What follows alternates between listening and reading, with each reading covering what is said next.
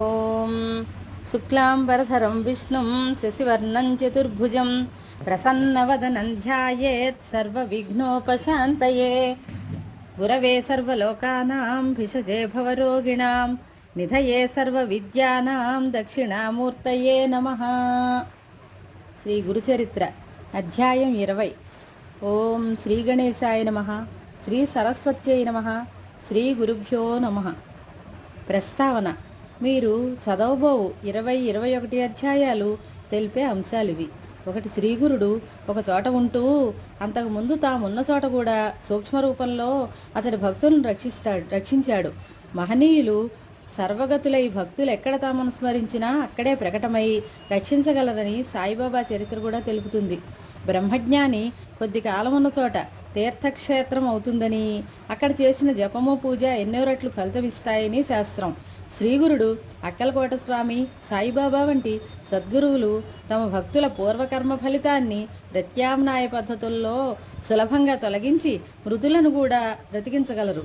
సామాన్యంగా స్వప్నాలు వాస్తవాలు కావు, కానీ సద్గురువిచ్చే స్వప్న సందేశాలు వాస్తవాలేనని పై మహనీయులందరి చరిత్రలు నిరూపిస్తాయి. సద్గురువు స్థూల రూపంలో లేకున్నా భక్తులు ఎప్పుడైనా వారి అనుగ్రహం పొందవచ్చు.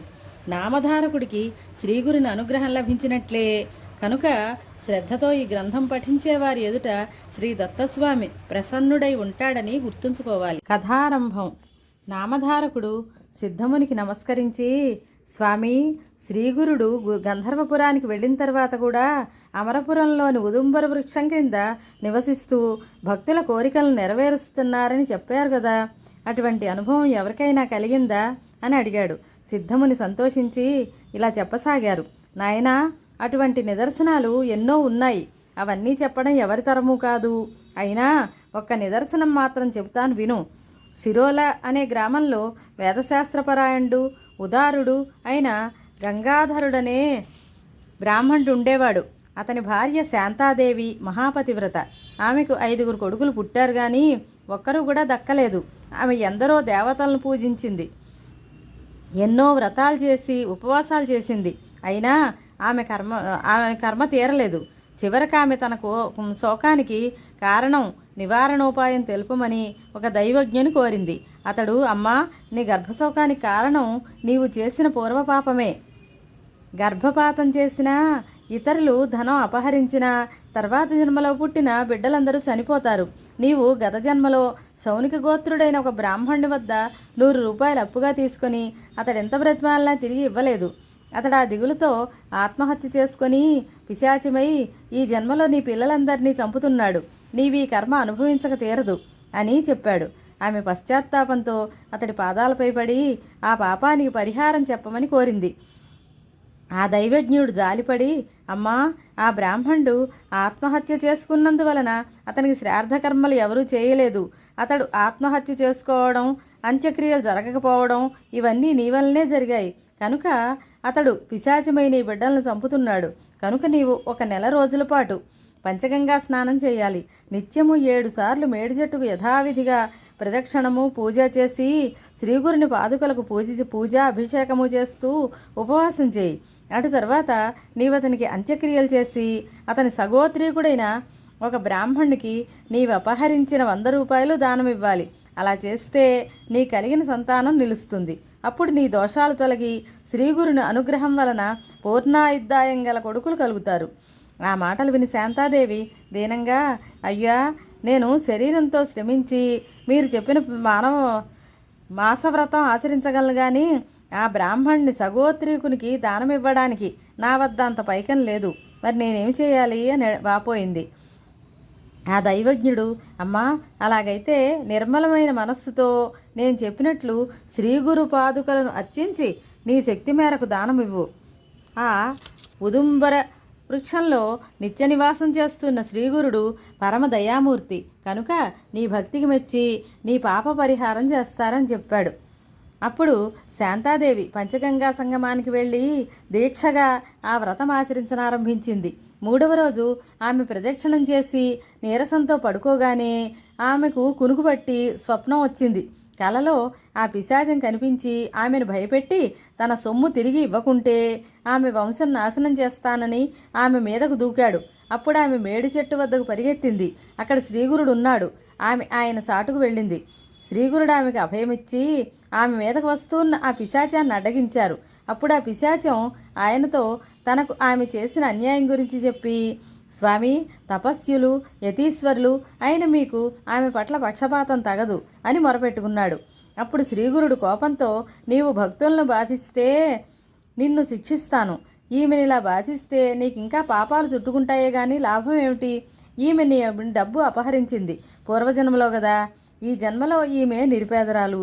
అందువల్ల ఈమె చేత ఊర్ధ్వదైహిక కర్మలు చేయించి యథాశక్తి దానం ఇప్పిస్తాము.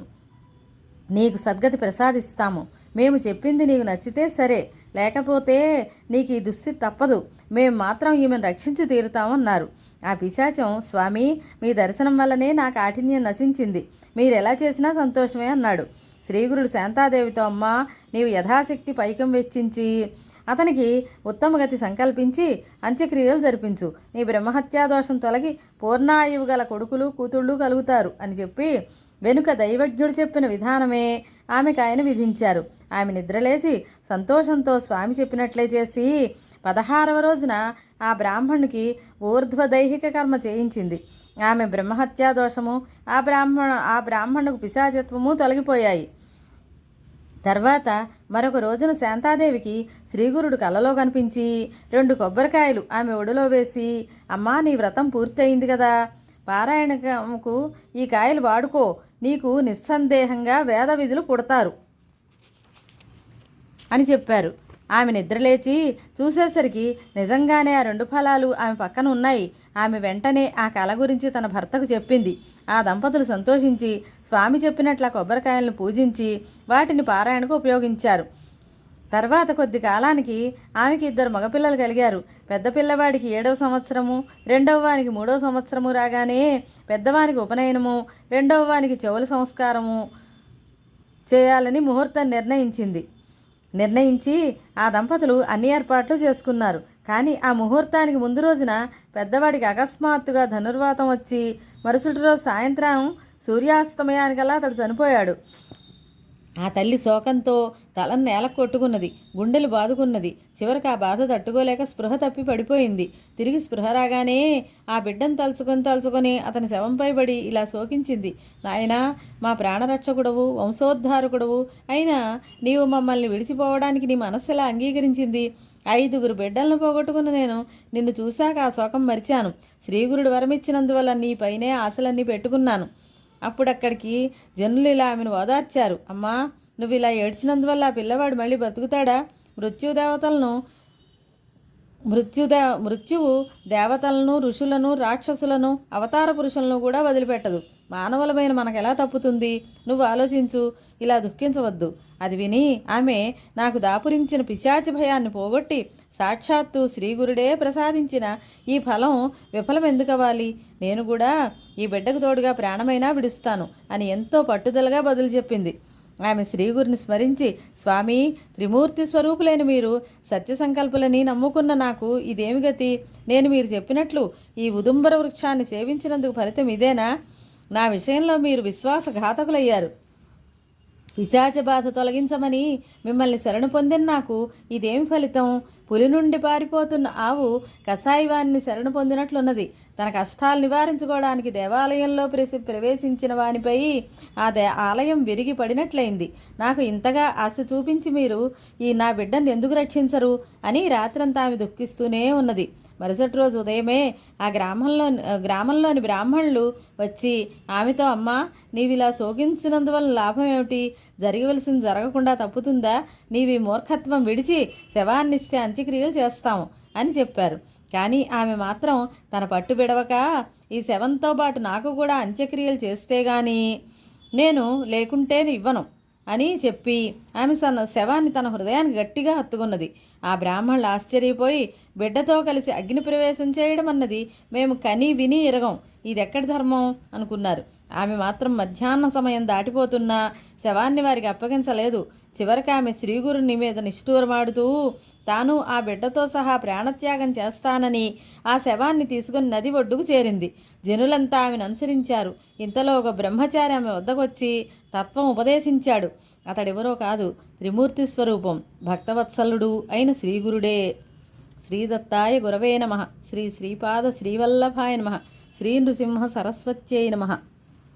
ఓం శ్రీ గురు చరిత్ర 20వ అధ్యాయం సంపూర్ణం. స్వస్తి.